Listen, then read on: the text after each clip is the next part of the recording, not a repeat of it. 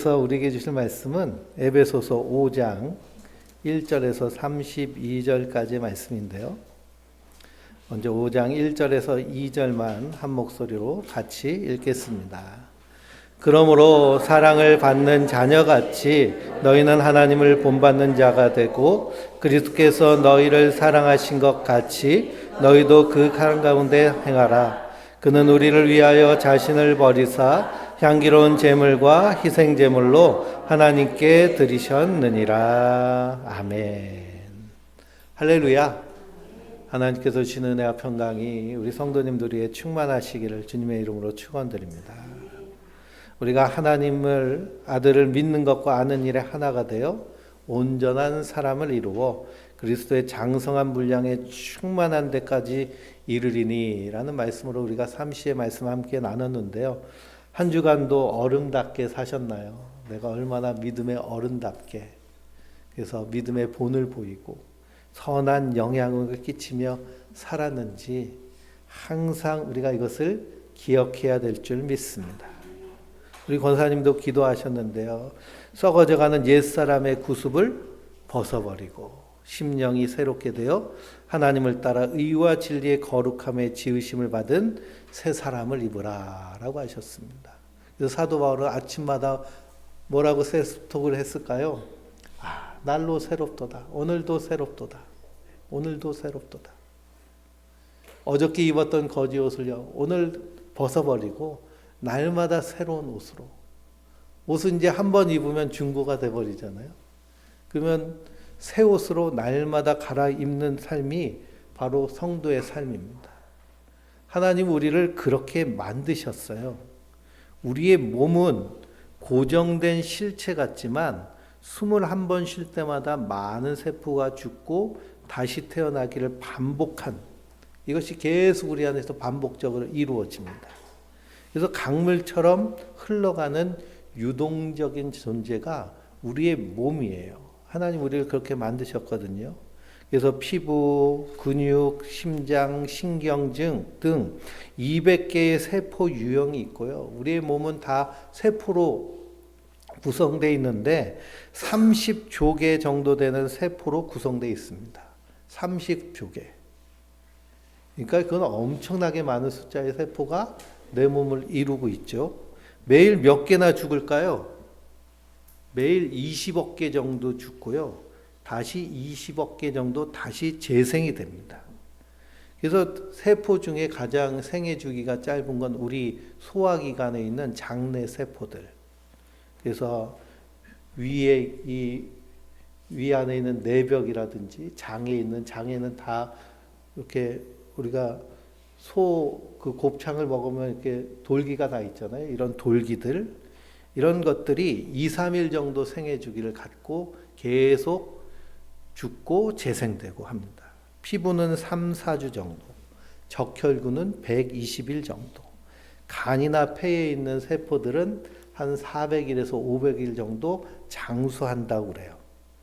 그래서 4년 정도 지나면 내 몸은 완전히 다른 세포들로 구성됩니다. 내 몸은 날마다 어떻게 돼요? 새 것이 되는 거예요. 하나님 우리를 날마다 어떻게 만드셨어요? 새 것으로 만들어 주셨어요.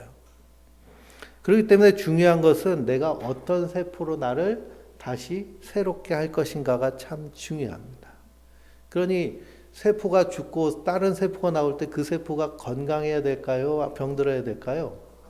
건강해야겠죠. 건강한 세포를 계속 재생하려면 어떻게 해야 될까요? 네? 감사해야 됩니다.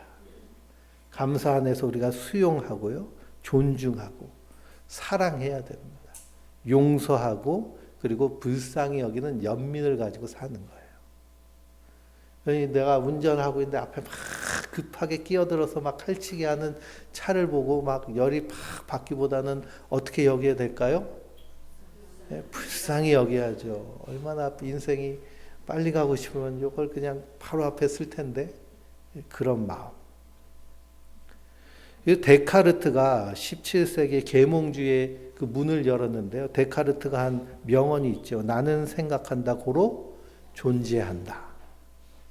이것이 이 기계론적인 세계관 가운데서 핵심적인 철학이었습니다.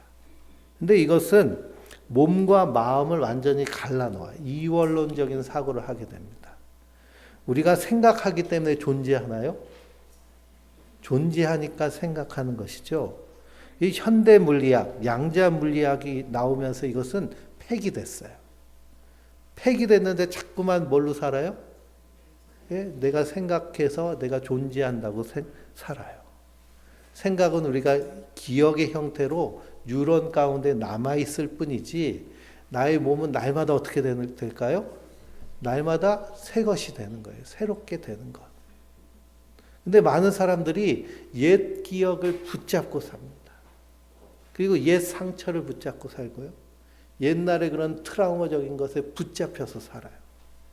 그러면서 앞으로 될 미래도 이와 같을 거야 라고 추론하면서 염려와 두려움으로 사는 사람들이 대부분입니다. 근데 우리는 날마다 새롭기 때문에 그래서 오늘 말씀에도 구습을 따른 옛사람을 벗어버리고 무엇을 새롭게 하라고 했느냐면 심령을 새롭게 하라고 하셨거든요. 몸은 하나님이 새롭게 해줄 테니까 너희 마음, 너희 영혼과 정신을 새롭게 하라고 말씀하고 계십니다. 우리는 날마다 새로운 자들이에요. 그래서 분을 내어도 죄를 짓지 말고 해가 지도록 분을 품지 말라고 하십니다. 그걸 계속 품고 있으면 어떻게 될까요? 내 뇌에서 그것이 계속 작용이 돼가지고 잠자는 동안 세포가 재생될 때 그런 분노하는 세포들이, 화난 세포들이 계속 나오는 거예요. 그래서 그런 존재가 되어버립니다. 그래서 오늘 5장 1절을 보니 제일 먼저 뭐라고 말씀하고 있나요? 그러므로가 나옵니다. 그러므로로 연결되는 이 최소의 단락은 그 앞에 있는 4장 25절에서 32절이고요. 그리고 에베소서 1장부터 4장까지의 전체의 내용을 들어서 그러므로라고 말씀하고 있습니다. 그럼 에베소서를 한번 다시 뒤돌아보면 1장 1절부터 2절은 사도 바울이 인사하는 인사 말씀이고요. 1장 3절부터 14절까지는 찬송하리로다 라고 하며 하나님의 구원에 대해서 우리에게 말씀하십니다. 하나님이 우리를 구원하시기 위해서 첫 번째 성부 하나님이 어떻게 하셨어요? 우리를 태초에 예정하셨어요. 그리고 허물과 죄로 죽은 우리를 살리시기 위해서 그리스도께서 십자가에서 우리의 죄값을 다 치르셔서 우리를 구속하시고 또 성령께서 우리 안에 계셔서 인치심으로 우리를 완전히 하나님의 것으로 보증하셨습니다. 그래서 우리는 하나님의 자녀가 된 거예요.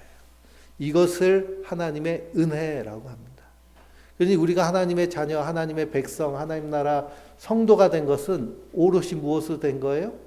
하나님의 은혜, 이 풍성한 사랑으로 되어진 줄 믿습니다. 그래서 1장 15절부터 23절까지는 그 하나님의 충만한 사랑을 알기를 간절히 바라며 사도 바울이 무릎 꿇고 기도하는 거예요. 우리도 날마다 하나님의 사랑을 알고 그 사랑 안에서 풍성해지면 무엇이 자연스럽게 나올까요? 감사가 자연스럽게 나오고요. 찬송이 자연스럽게 나오고 그리고 그 하나님의 마음, 예수님의 마음으로 이 땅 가운데 사랑을 자연스럽게 실천할 수 있는.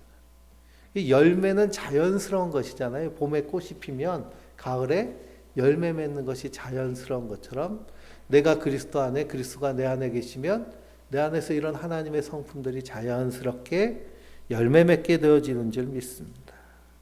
그래서 우리가 그리스도 안에서 날마다 살기를 힘써야 돼요. 그래서 2장 1절부터 10절까지는 허물과 죄로 죽었던 너희를 그리스도께서 살리셨도다 라고 하며 그리스도 이전에 얼마나 우리가 하나님 앞에서 비참한 존재였는지를 다시 한번 말씀하고 있습니다. 그러면 11절부터 18절까지 그리스도의 그 차별 없는 사랑으로 말미암아 우리가 하나님의 교회가 되었다고 말해요. 교회는 건물이 아니고요. 누가 교회예요? 내가 하나님의 교회예요. 자꾸만 건물을 보고 교회라고 우리가 착각을 하게 되는데요.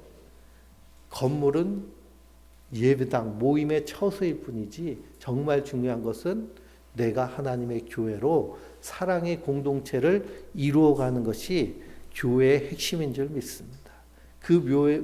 교회의 머리는 그리스도가 되시고요.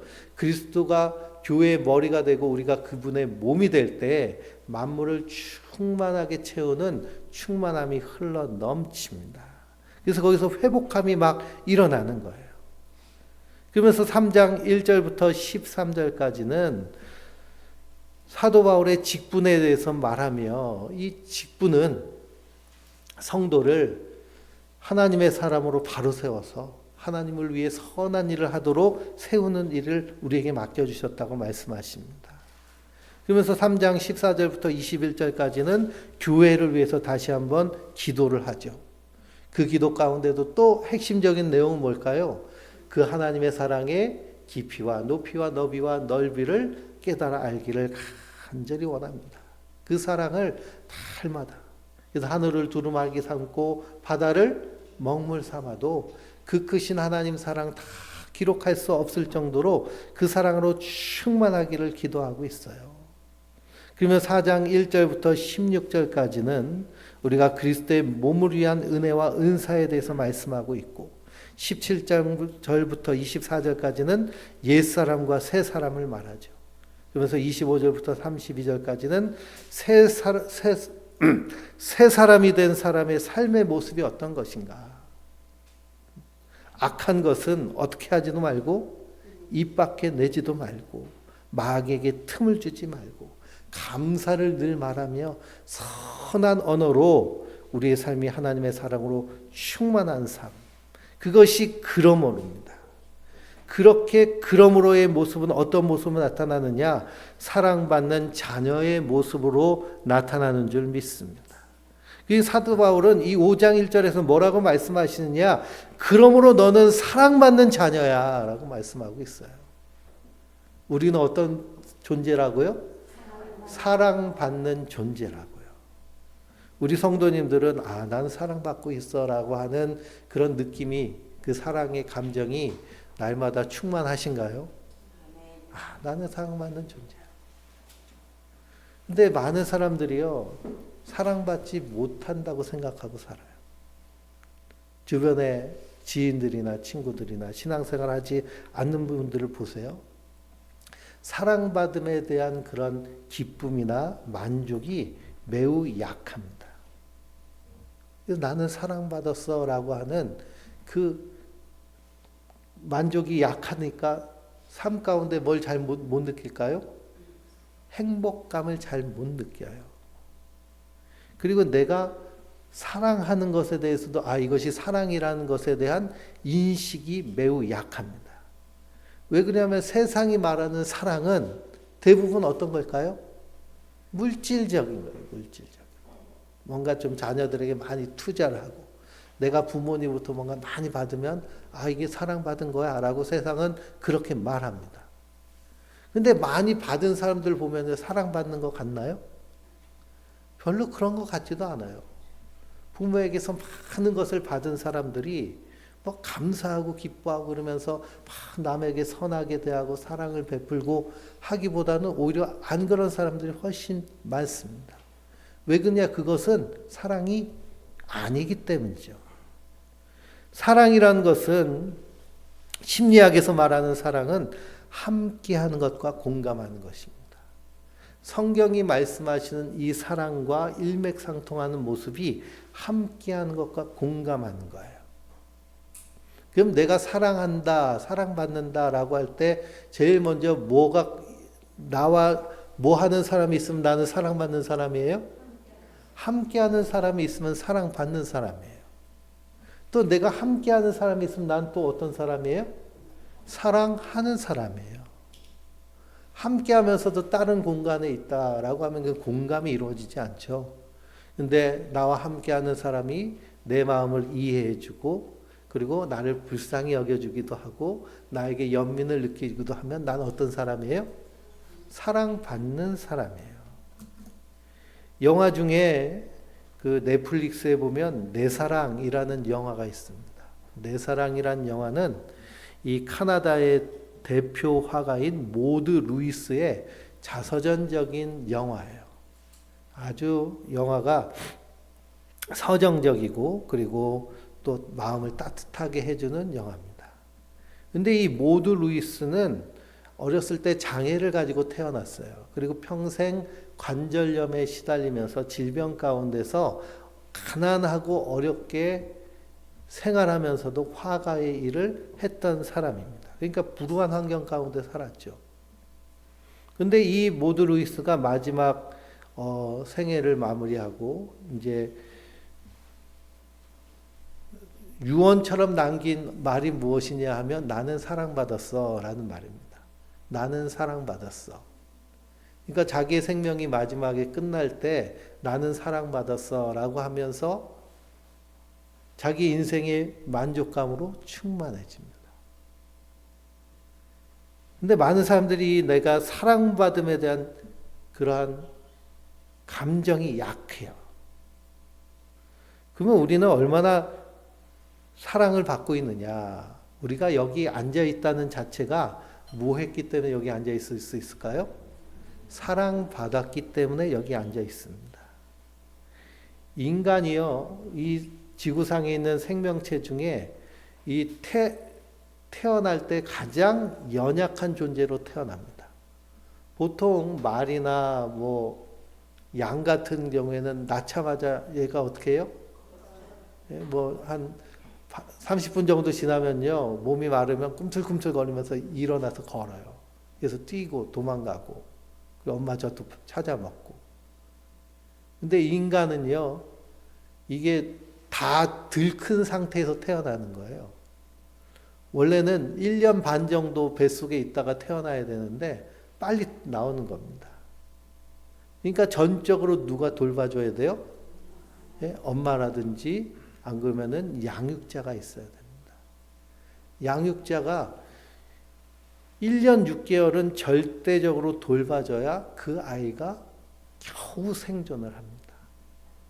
그러니까 여기 다 생존해 계셨다는 것은 누가?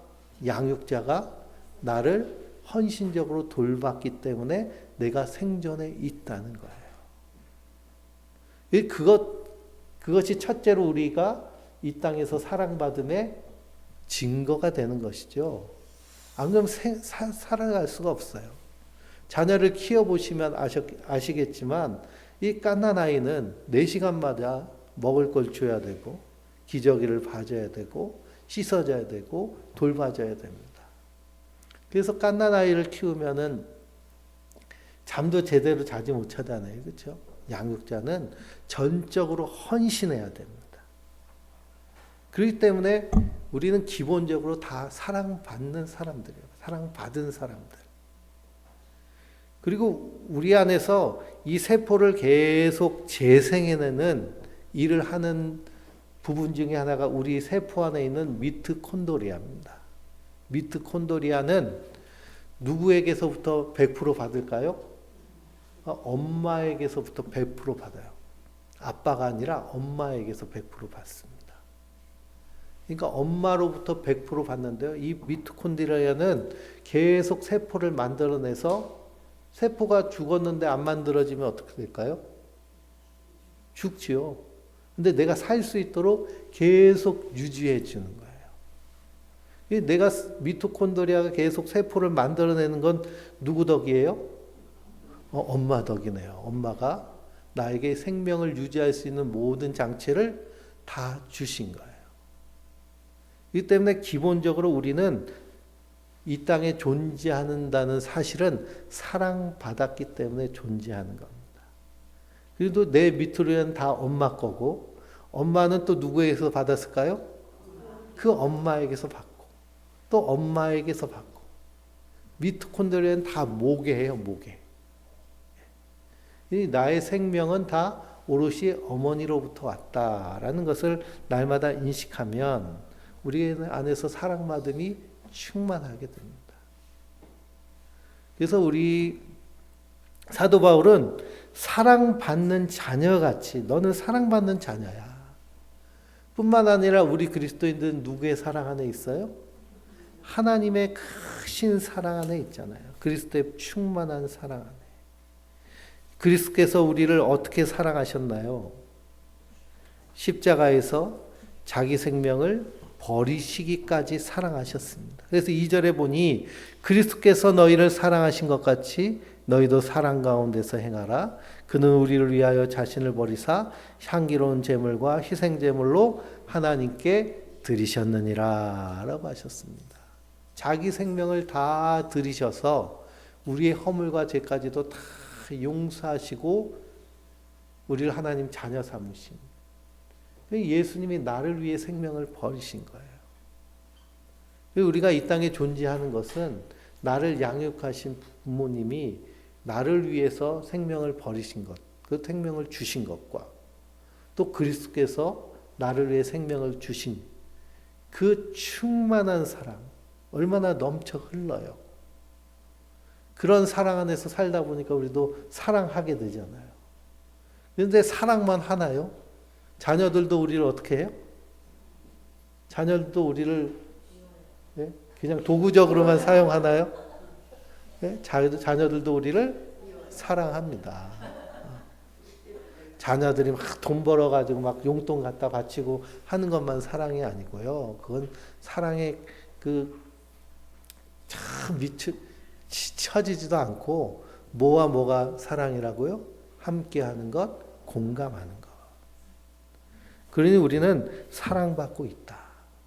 그 아침마다 우리가 셀프톡 할 때 하나 더 추가하면 나는 어떤 사람이에요?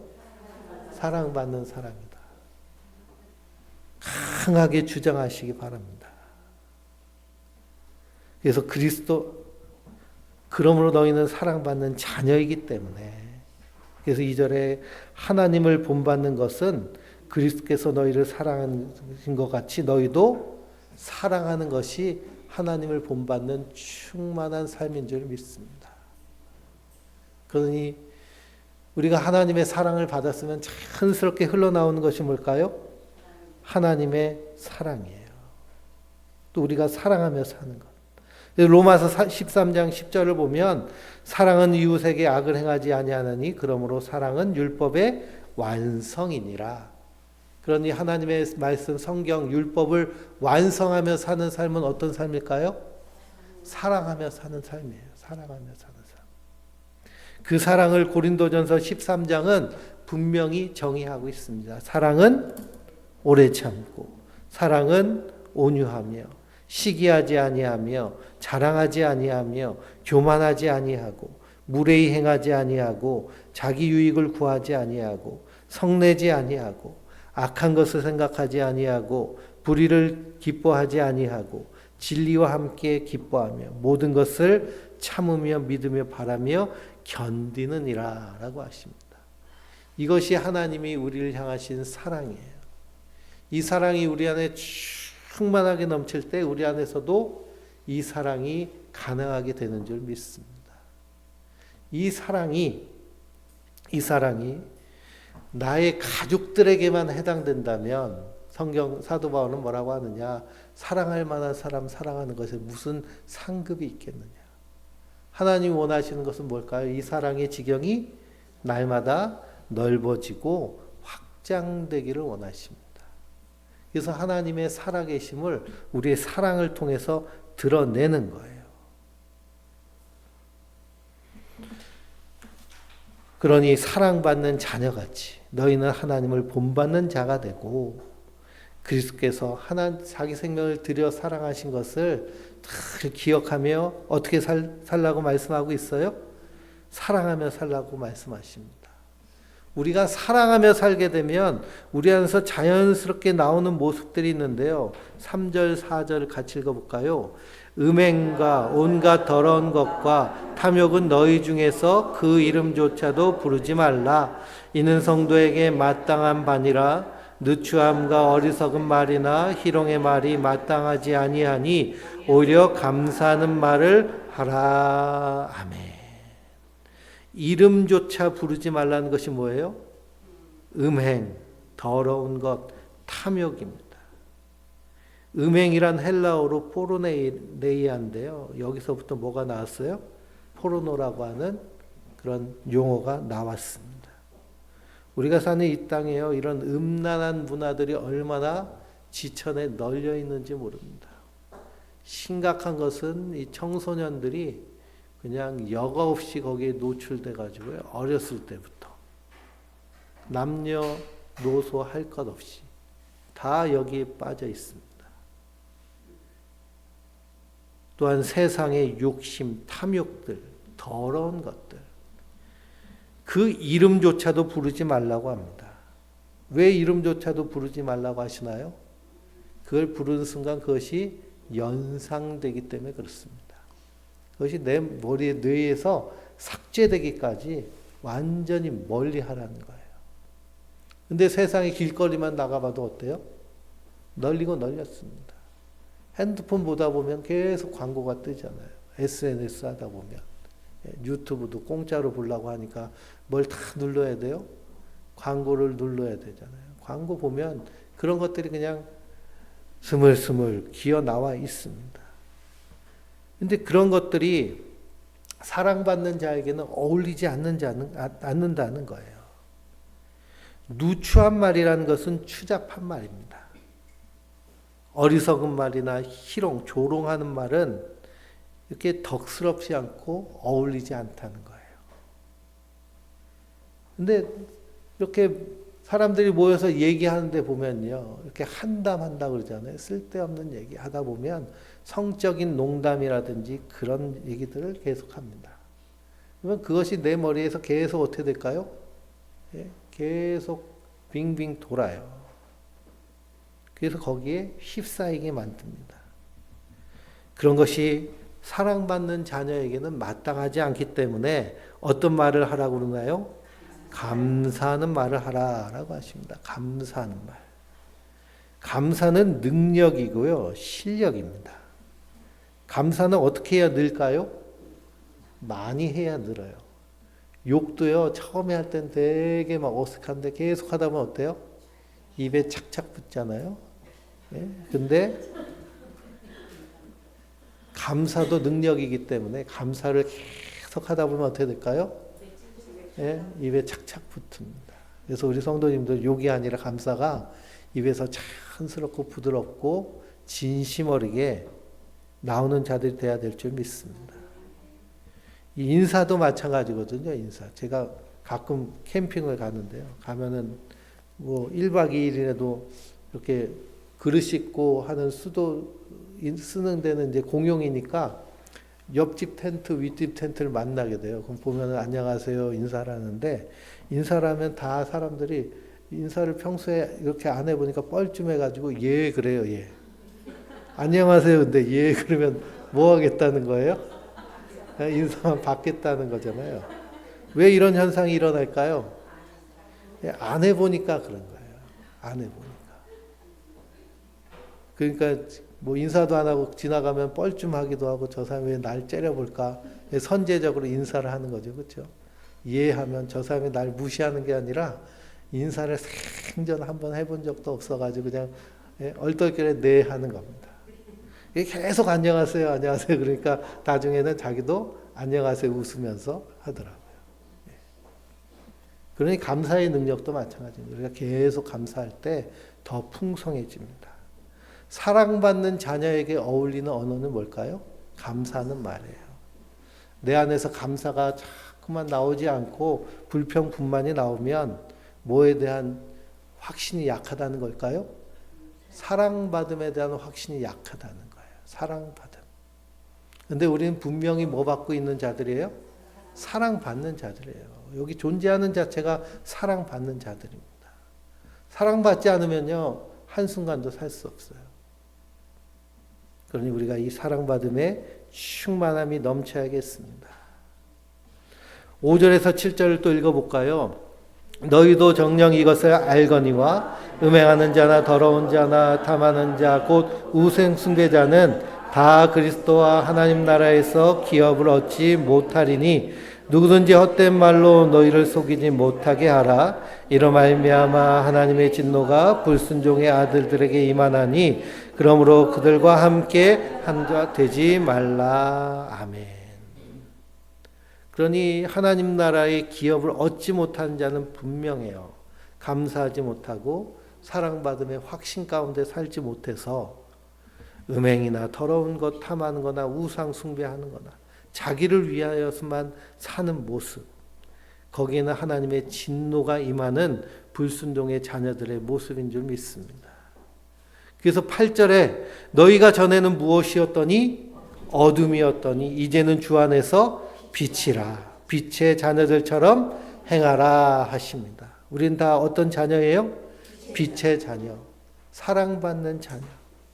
빛의 열매는 모든 착함과 의로움과 진실함에 있느니라 라고 하십니다. 빛의 열매, 빛 가운데 거하면 우리 안에 선함과 의로움과 진실함이 있습니다. 우리가 왜 거짓말 할까요? 거짓말하는 이유가 뭘까요? 두려워서 그런 거예요. 두려워서. 내가 진실하게 얘기할 때 저 사람이 나를 얕잡아 보거나 무시하거나 이용하거나 하는 두려움. 세상은 그래요. 근데 그리스도 안에서는 무엇이 최고일까요? 진실함이 최고가 될 줄 믿습니다. 근데 우리가 살고 있는 이 세상에요, 안전한 공동체가 점점 사라지고 있어요. 가족 안에서도 안전하지 못하여서. 그래서 엄마가 자녀들한테 너 이거 너희 아빠가 알면 큰일 나. 너네 아빠가 알면 큰일 나. 이건 벌써 아빠를 어떤 존재로 만드는 거예요? 네? 네? 사랑하는 존재로 만드는 것이 아니라 두려움의 존재로 만듭니다. 그러면 어떻게 해요? 거짓말 하게 되잖아요. 너 거짓말 해라 이렇게 가르치는 거죠. 네. 학교에서도 마찬가지고요. 그래서 세상은 자꾸만 뭐 하라고 가르치는 거예요? 거짓된 인생 살면서 거짓말하며 살라는 거예요. 그러다 보니까 그냥 사람들이 다 얼굴에 가면 쓰고 살잖아요. 그래서 가면이 많으면 많을수록 어떨까요? 가면이 많으면 많을수록요, 자기의 본질을 잃어버려요. 자기의 정체성을. 그러니까 내가 뭔지를 모르고 사는 거예요. 공허하게. 그러다 가면 벗겨지지도 않아요. 그래서 자기의 본래 모습을 잃어버리고 껍데기로만 사는 겁니다. 껍데기로만 사니까 뭘 찾지 못할까요? 의미를 찾지 못해요. 행복감이란 것도 없고요. 사랑받음의 그런 느낌, 감정조차 없습니다. 세상은 자꾸만 그렇게 얘기를 하지만 우리 안에서 이런 진실함이 있어야겠습니다. 그래서 그리스도의 공동체인 하나님의 교회는 안전한 공동체가 돼야 돼요. 누군가 진실하게 얘기할 때 그것을 함께 공감해주고 이해해주고 받아줄 수 있는. 그러기 위해서는 먼저 누구부터 진실해야 될까요? 나부터 진실해야 됩니다. 또 가정에서도 이 진실함이 있어야 돼요. 부부간의 관계에서도 자녀와의 관계에서도 자녀가 부모에게 진실하게 얘기할 때 그것을 공감해주고 이해해주고 받아줄 수 있는, 그때 그 가정이 안전하고 그리고 행복한 사랑이 넘치는 가정이 되는 줄 믿습니다. 그러니 빛의 자녀들처럼 행하라고 말씀하세요. 우리는 사랑받는 자들이기 때문에. 그래서 11절에 너희는 열매 없는 어둠의 일에 참여하지 말고 도리어 책망하라 라고 하십니다. 어둠의 일은 열매가 없어요. 도리어 책망하라 그럽니다. 먼저 누구에게 책망을 해야 될까요? 나에게 책망을 해야 돼요. 나에게. 이 시편을 읽어보면 자기 자신을 외치잖아요. 내 영혼아, 내가 어찌하여 낙심하느냐? 너 왜 쫄고 있어? 왜 두려워해? 하나님이 너와 함께 하시는데. 너는 사랑받는 자녀인데 뭐가 겁나? 우리 육체가 죽으면 영원히 하나님 나라를 약속하시고 그 나라에 갈 텐데 뭐 그렇게 벌벌 떨며 살아. 담대하고 기쁘고 감사하게 살아. 그렇게 우리에게 말씀하십니다. 12절에 그들이 은밀히 행하는 것은 말하기도 부끄러운 것이라. 그러나 책망받는 모든 것은 빛으로 말미암아 드러나나니 드러나는 것마다 빛이니라. 그러니 빛의 자녀들은 날마다 어때요? 드러내는 거예요. 내 안에 이런 더러운 것이 있었구나. 드러내고. 안전한 공동체가 없으면 누구 앞에서? 하나님 앞에서 기도할 때 하나님, 내 안에 이 더러운 게 있어요. 이거 어떻게 하죠? 이런 음행이 있어요. 이런 죄악이 있어요. 미움이 있어요. 시기가 있어요. 질투가 있어요. 내 안에 이 더러운 것들을 드러내고 알아차리는 것이 중요한 줄 믿습니다. 그럼 열매 없는 어둠의 일, 육체의 일은 무엇이냐? 갈라디아서 5장 19절에서 21절을 보면 육체의 일은 분명하니 음행, 더러운 것, 호색, 우상 숭배, 주술, 원수 맺는 것, 분쟁, 시기, 분냄, 당짓는 것, 분열하고 이단과 투기와 술 취함과 방탕과 이와 같은 것들이라 그랬습니다. 그런데 우리 안에 이런 모습들이 다 담겨져 있어요. 이것이 자연스럽게 사회생활 하다 보면 이걸 당연하게 여기고 있습니다. 근데 갈라디아서 5장 다음에 나오는 6장에는 성령의 열매는 사랑과 희락과 화평과 인내와 자비와 양성과 충성과 온유와 절제의 열매니라 하셨습니다. 그래서 우리가 이런 것들을 하지 말아야지 하기보다는 성령의 열매에 더 집중할 때 이런 어둠의 일들은 자연스럽게 어떻게 될까요? 자연스럽게 없어지고 소멸돼요. 빛과 어둠은 서로 싸움의 대상이 안 됩니다. 어둠이 빛을 삼킬 수 있어요? 절대 못 삼키죠. 빛이 비춰지면 어둠은 자연스럽게 물러가는 거예요. 우리 안에서 이 빛이 환하게 비치면 어둠은 자연스럽게 사라지게 되어 있습니다. 그러면 우리 안에서 빛을 환하게 비추는 것은 무엇일까요? 네? 하나님의 말씀은 나를 날마다 깨끗하게 씻는 거예요. 말씀의 빛을 환하게 비추는 거예요. 순간순간마다 하나님의 말씀을 떠올리고, 그래, 감사하는 말을 하라고 했지, 나는 사랑받는 자녀라고 했지, 이것이 순간순간 우리 안에서 계속해서 셀프톡 돼야 될 줄 믿습니다. 모든 성경은 하나님의 감동으로 된 것으로 교훈과 책망과 바르게 함과 의로 교육하기에 유익하니 이는 하나님의 사람을 온전하게 하며 모든 선한 일을 행할 능력을 갖추게 하려 함이라 하셨기 때문이에요. 그래서 13절부터 14절까지 같이 읽어볼까요? 그러나 책망받는 모든 것은 빛으로 말미암아 드러나나니 드러나는 것마다 빛이니라. 그러므로 이르기를 잠자는 자여 깨어서 죽은 자들 가운데서 일어나라. 그리스도께서 너를 비추시리이다. 아멘. 그러니 잠자던 자는 죽은 자예요.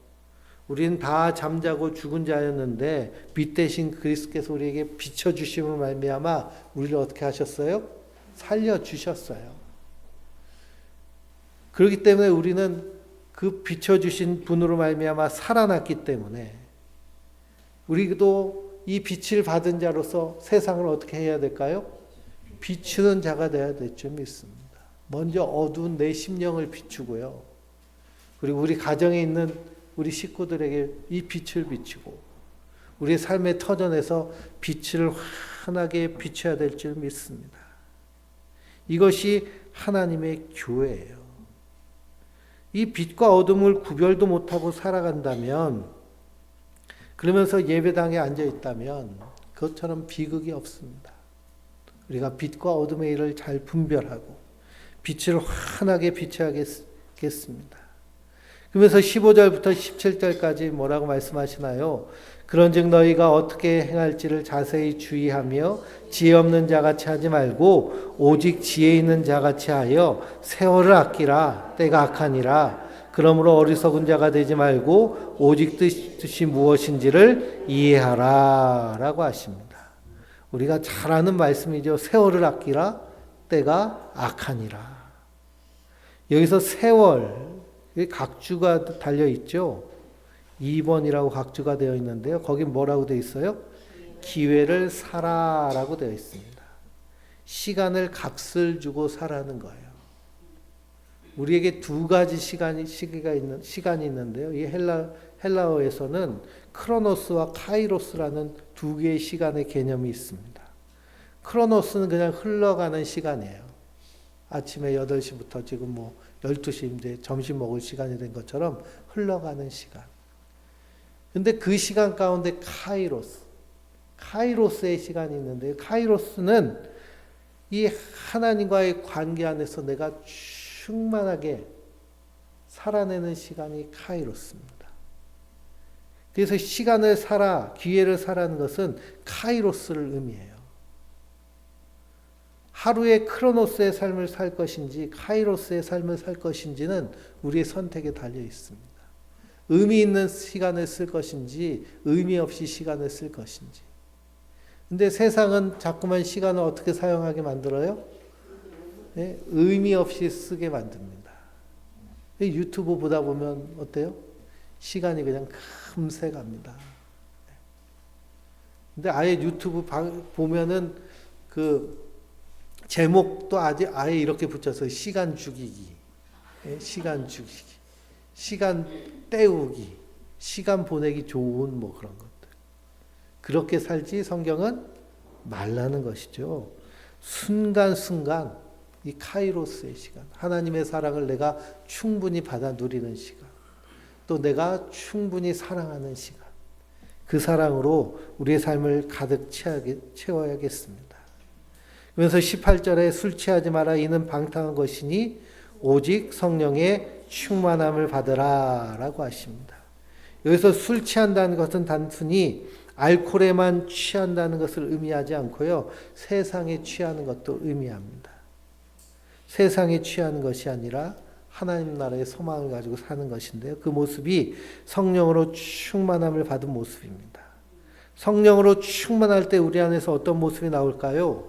19절에 시와 찬송과 신령한 노래들로 서로 화답하며 너희의 마음으로 주께 노래하며 찬송하며 범사의 우리 주 예수 그리스도의 이름으로 항상 아버지 하나님께 감사하며 그리스도를 경외함으로 피차 복종하라 라고 하십니다. 우리 입에 찬송이 흘러넘치고요, 그 찬송을 서로 나누고 하나님의 은혜를 서로 나누고, 그리고 우리 입술에서 범사에 감사가 넘치게 되는 줄 믿습니다. 하나님은 우리를 이렇게 살도록 태초에 만드신 거예요. 이렇게 살면은요, 이렇게 살아내면 우리가 염려하고 걱정하는 우리의 육체의 질병들, 암이라든지 여러 가지 병들이 어떻게 될까요? 올 수가 없어요.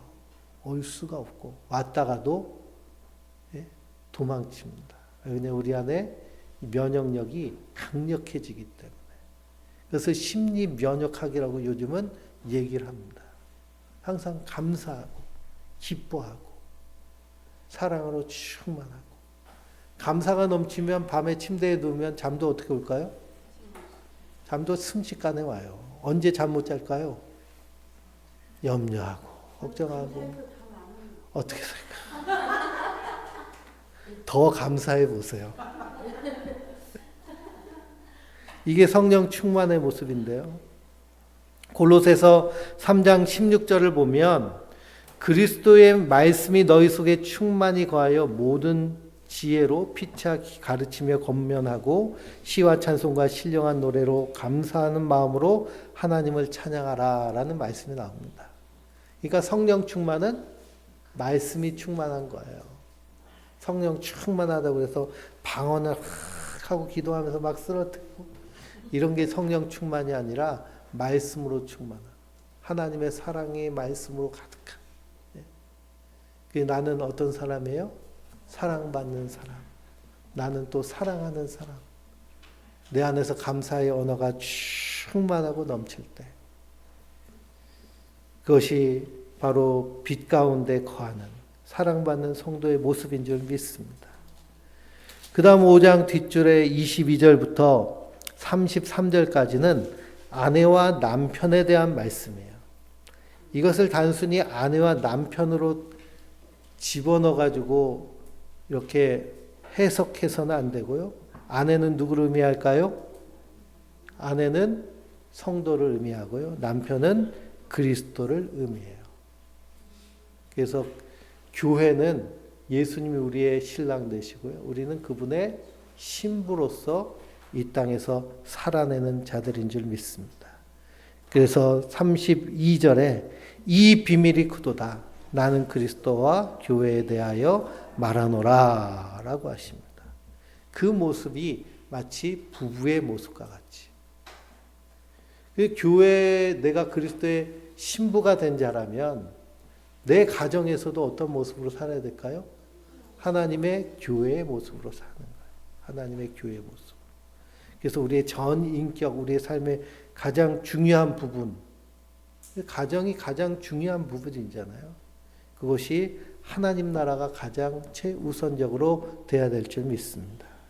그래서 한 주간도 우리의 가정, 우리의 나의 삶의 자리가 하나님의 사랑으로 충만히 넘치는, 그래서 삼시의 말씀도 20절에 범사에 우리 주 예수 그리스도의 이름으로 항상 아버지 하나님께 감사하며 그랬습니다. 감사하며.